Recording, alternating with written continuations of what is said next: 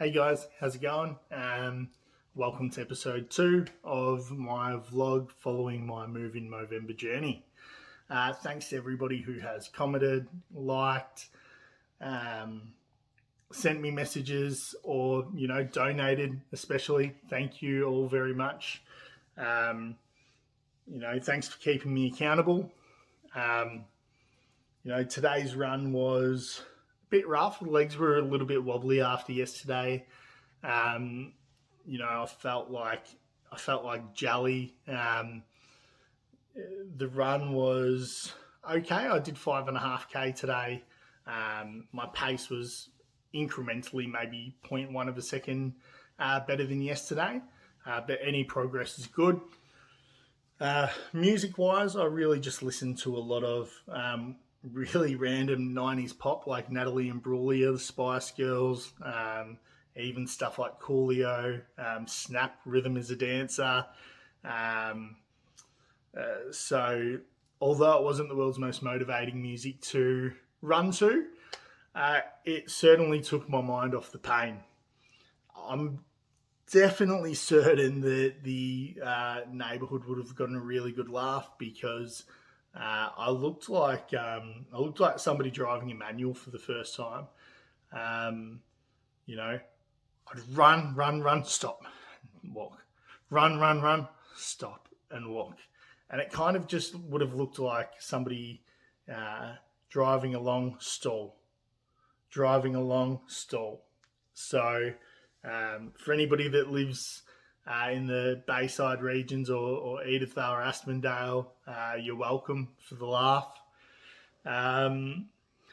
Look, yesterday I spoke about an incident that happened in my teen years that brought on a pretty bad bout of anxiety. And I did share that, I'm in a really mentally healthy place now. But I wanted to highlight that, being in a really mentally healthy place doesn't mean that you don't still have anxious feelings or those same symptoms. It just means that you have a better understanding, I guess, of what it is that you're feeling and how to manage it. And I wanted to share something more recently that did trigger a lot of those anxious feelings. I did feel really anxious. And it can be, I think a lot of people might relate to this, especially, I know a lot of my mates out there have recently had children. So I think you can certainly relate. So obviously when me and Hayley learnt that we were going to have a baby, it was the most exciting news that, I could have ever possibly gotten. I was so happy. And, it's been the biggest blessing that we could have asked for. Millie is the absolute apple of my eye. She is the biggest motivator I have to be a better person every single day. Because I really want her to be able to look back and be proud of her dad. And although that was really, really exciting, there was a part of it that brought on some really worrying thoughts and some stress and anxiety on my end. There were times when I'd catch myself overthinking and I'd be a little bit shaky in the hands and, getting the cold sweats. Luckily enough, I know better now. I'd splash some cold water in my face and shake it off and just kind of try to talk through what I was feeling. But the reason I had those feelings was, a lot of people would know that I didn't grow up with really a father figure. My mum had me really, really young, and my dad left when I was maybe 2 or 3.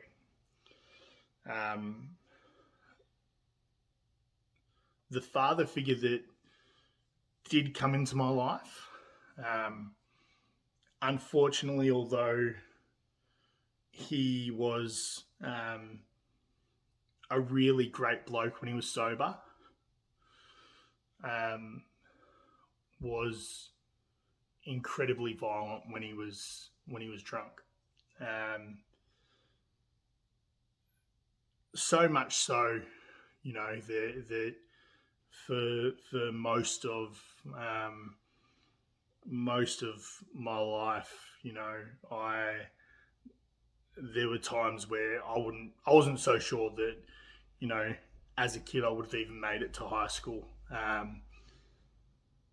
And when I was old enough to go to high school after a really severe incident at home, I ran away from home and spent my teenage years being raised by my great Auntie Pat, who is just the most amazing person ever.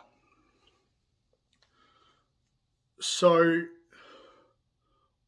there's a lot of excitement in the idea of, being able to give your your baby, your daughter or your son, a much more amazing life than you ever had, and give them everything that you never got to experience. Where the anxiety comes in is when you haven't had a father figure in your life, you actually haven't been taught or shown um, what it means to be a dad.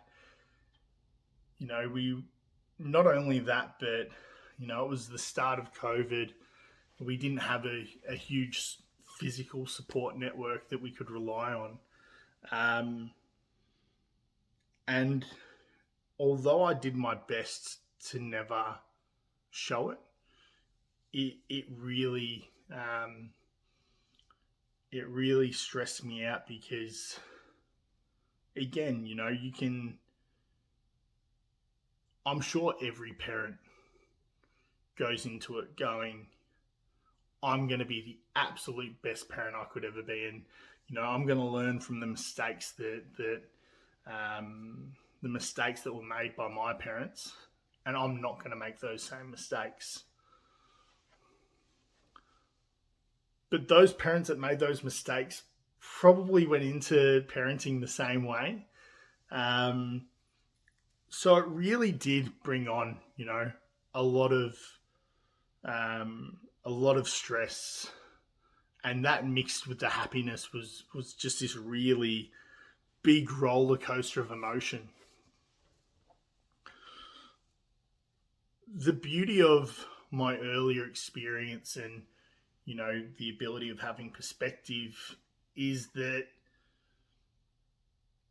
I I guess I had the tools to be able to work through it. Um, you know, I I was able to do my own research. I was able to you know shake off any really bad thoughts or really stressful thoughts and turn that energy that existed there into positive energy and go, well, look, what do I need to learn? What didn't I get shown that I need to understand now so I can be the absolute best parent that I could be? You know, it was things as silly as, how do you hold a baby properly? I haven't been around a whole lot of babies, you know, but with today's technology, it's easy. You jump on YouTube, you jump on Google, you ask really specific questions. And once Millie was born, those feelings, kind of like, when you have a cold shower, if you're a bit stressed or you're a bit overwhelmed, the feelings kind of just melted away. And because I looked at her and I just knew instantly, I went, nothing else is going to matter. you know, as long as I always do what I think is right by her, um, I'm on the right path.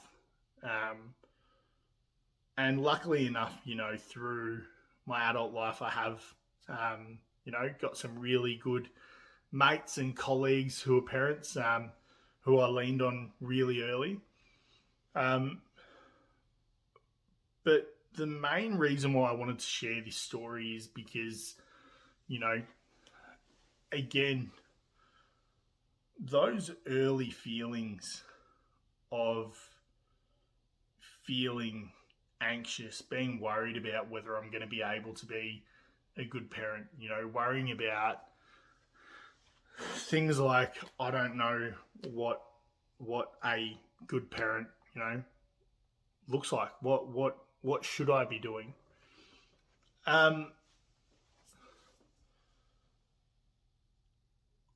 if I had have just reached out to people early on and spoken to them and shared those feelings, and shared my thoughts and my worries, um, instead of worrying about being judged and kind of worrying about needing to share the backstory. Um, there's so much time that I spent worrying that instead of worrying, I could have been spending doing better things with my time. I could have been spending researching. I could have been spending, just being a really positive force for my family.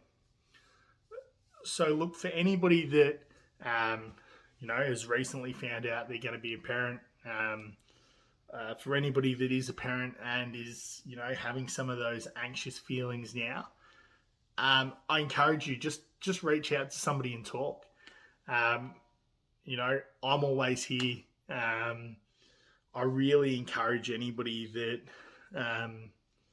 is spending their valuable time worrying about things that might not ever happen to just talk it through. Don't waste all that time. Your time is really valuable. I'll tell you what, if you are now, in that sense of worrying, in that sense of stress, and you're going to be having a baby anytime now, you know, even 10 minutes of worth of stressing or worrying, I encourage you to spend that 10 minutes getting sleep. Sleep as much as you can now, because it's going to be a really up and down journey for your sleeping patterns. But in saying that, it's going to be the most wonderful journey that you could ever imagine. And